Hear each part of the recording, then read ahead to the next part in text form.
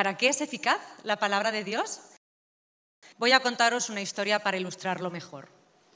A la escuela de una niña de 8 años vino un grupo que ofreció a los estudiantes la oportunidad de ir a un campamento de verano de 2 semanas con natación, tenis, barbacoa y otras muchas cosas sin pagar nada. Como os podéis imaginar, debía ser un campamento americano, con todas estas ventajas. ¿Cuál era la condición para tan gran premio para una niña de 8 años? Tenía que memorizar 300 versículos de la Biblia para poder ganar el premio. Y ella, ni corta ni perezosa, asumió el desafío de aprenderse aquellos 300 versículos. Su padre, que era pastor, debía revisar cada semana que se los estaba aprendiendo para poder acreditarlo después. Y aquella niña cada día se levantaba a las 6 de la mañana para memorizar y poder decirle a su padre que se lo había aprendido. Cada mañana, aquel ferviente padre oraba: Señor, ayuda a mi hija a recordar estas escrituras, pero aún más, plántalas como una semilla en su corazón. Y al final de cada semana, la niña recitaba aquellos versículos con éxito. Al final de curso, aquella pequeña de 8 años había memorizado los 300 versículos y había ganado el acceso al campamento. Pero, lo único que no había tenido en cuenta es que nadie más había ganado el premio en su escuela y ella no había salido nunca de casa sola. Así que cuando llegó al campamento, el miércoles de la primera semana, llamó llorando a su casa pidiendo que sus padres vinieran a buscarla. Su madre la consoló y le dijo: aguanta hasta el sábado y vengo a por ti. Y el sábado, como le había prometido, fue a buscarla. Qué tristeza cuando la niña regresó a casa y se dio cuenta de que tanto esfuerzo parecía no haber servido para nada. Había perdido la mitad del campamento y estaba decepcionada por haber trabajado tan duro sin haber conseguido lo que creía. Sin embargo, no sabía que su verdadera recompensa era aprender, entre muchas cosas, que nunca debía tener miedo, porque en Isaías 43:1 aprendió que Dios la conocía por su nombre y que le pertenecía. Además, que le respondería con cosas grandes y ocultas, según Jeremías 33:33, y que haría mucho más de lo que podía decir o imaginar, como decía Efesios 3:20. Y eso que como niña tenía una gran imaginación. A esa edad tampoco tenía ni idea de cómo Dios usaría esas semillas que tanto le habían costado sembrar en su corazón. Solo años más tarde, cuando su esposo de 22 años se desmayó frente a ella, vinieron a su mente las palabras que había memorizado en Jeremías 29:11. Porque yo sé los planes que tengo para vosotros, planes para vuestro bienestar y no para vuestro mal, a fin de daros un futuro lleno de esperanza. Yo, el Señor, lo afirmo. Sentada con su hija en una sala de espera, levantó la vista cuando el doctor se acercó a la puerta y dijo: lo siento.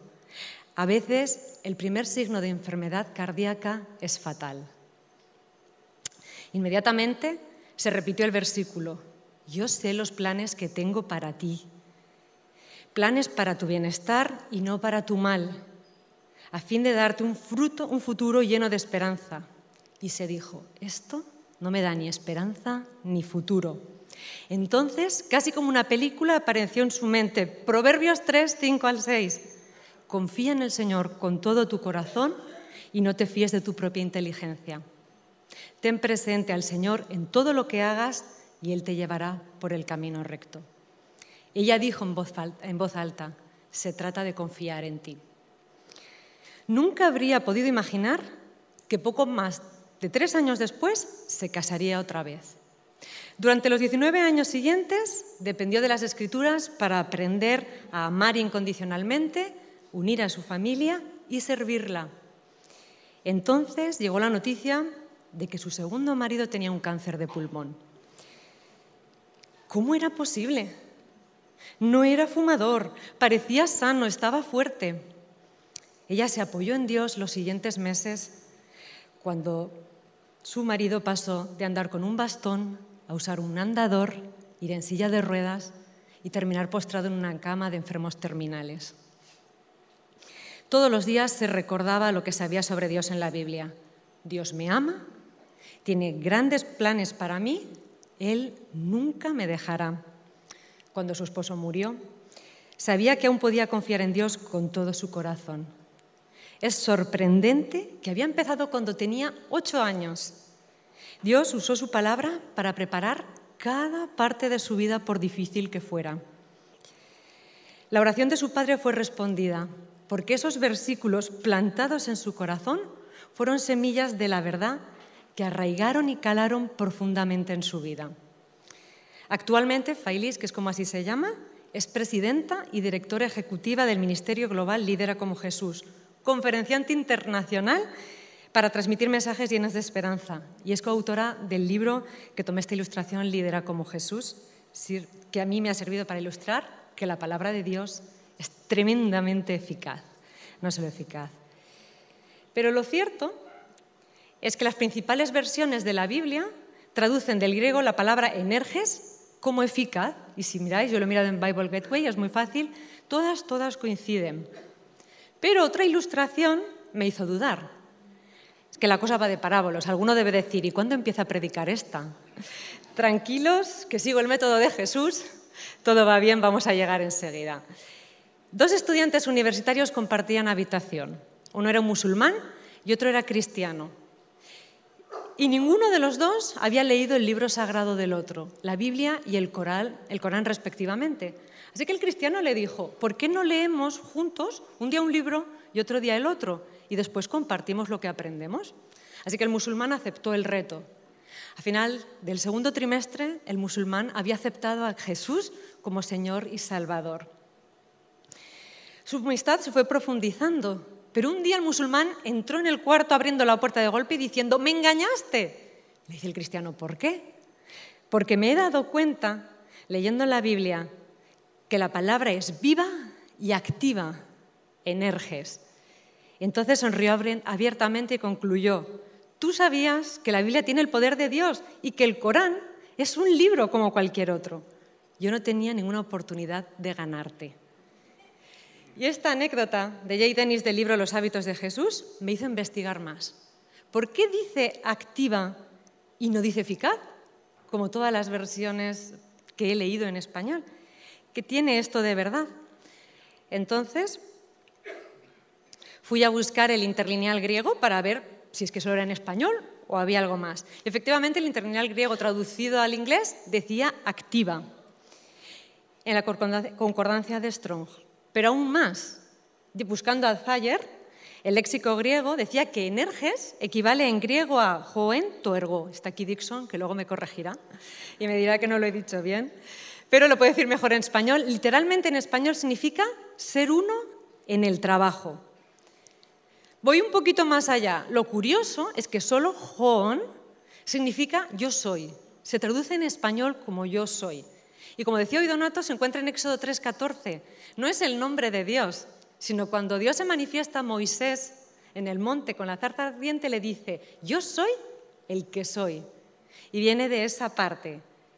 En la Biblia griega, la Septuaginta se traduce como yo soy, pero en realidad, en la forma original del hebreo, lo que quería decir, yo soy aquel que estaba, yo soy el que está y yo soy el que estará. En otras palabras, yo soy aquel que siempre está presente. De ahí nos viene esa idea de que literalmente, si lo tomamos como uno es, o si lo tomamos como el gran yo soy, yo en mi mente veía, esto se refiere a la Trinidad. Este Dios, esta palabra activa, me está hablando de un Dios que bien es, uno es el que trabaja o yo soy el que siempre está presente y activo. Pero vamos a verlo mejor. Quiero que me sigáis. En el Evangelio de Juan, todos sabemos, 7 veces aparece Jesús diciendo de sí mismo, yo soy. Las 7 preciosas metáforas, yo soy la puerta, yo soy el pastor, yo soy el pan de vida, yo soy... Pero hay una 8ª vez que Juan está refiriéndose a Jesús como el yo soy y Jesús no usa una metáfora. Se proclama el yo soy para identificarse con su Padre. Está yendo más allá de todas las cosas que podemos imaginar. Él está diciendo, yo soy Dios. Y les dice a los judíos, que son sus enemigos, os aseguro de que antes de que naciera Abraham, yo soy. y cae como una losa, como una piedra sobre ellos. Y aunque en castellano se ha traducido como yo soy al presente, se refiere al pasado, se refiere a la época de Abraham. Tendríamos que entender, antes de que Abraham fuese, yo he estado, yo existía antes de que Abraham fuese. 1600 años antes, Jesús, y mucho antes de eso, ya había estado allí. Eso para los judíos era como decir directamente, yo soy el Hijo de Dios. Así que empezaron a rechinarles los dientes, como dice aquí en Juan 8:58, y les dice más Jesús, si me estáis rechazando mi palabra, estáis rechazando la palabra de mi Padre. Y estáis rechazando la palabra que tiene poder para dar vida eterna a todo el que la cree. Juan 8, 51 y 55, si queréis buscarlo. ¿Por qué entonces toma como referencia el patriarca Abraham para acreditar su identidad? Porque les estaba diciendo, soy mayor que Abraham. Vosotros ponéis vuestra fe en Abraham, creéis que vuestra identidad depende de ser judíos, descendientes de Abraham, pero yo os digo, hay aquí uno más grande que Abraham. Si lo rechazáis a él, rechazáis a Dios. Antes de que él naciera, yo ya existía.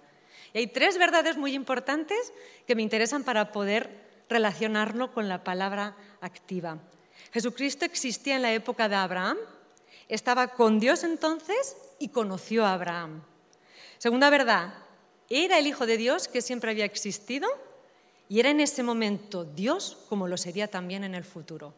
Quizá para nosotros esto suena muy teológico, pero para ellos era como, ¿quién se puede hacer el Hijo de Dios? ¿Y quién puede decir que la palabra es suya? Ya existía antes de eso. Pero no fue la única ocasión en que Jesús se está asociando con su Padre y haciéndose uno. Seguimos en el Evangelio de Juan. Sana a un paralítico en día de reposo y argumentó, hasta ahora mi Padre trabaja y yo también trabajo. Seguimos con la fase activa. Si Jesús trabajaba y su Padre también trabajaba y lo hacía por su palabra sanando a un reposo, es que su palabra seguía activa con él. Era una identificación plena. Pero si vamos al inicio del Evangelio de Juan, que también lo ha citado hoy, me ha gustado mucho que lo ha hecho Donato, porque vamos viendo cómo todo se complementa y vuelve a lo mismo.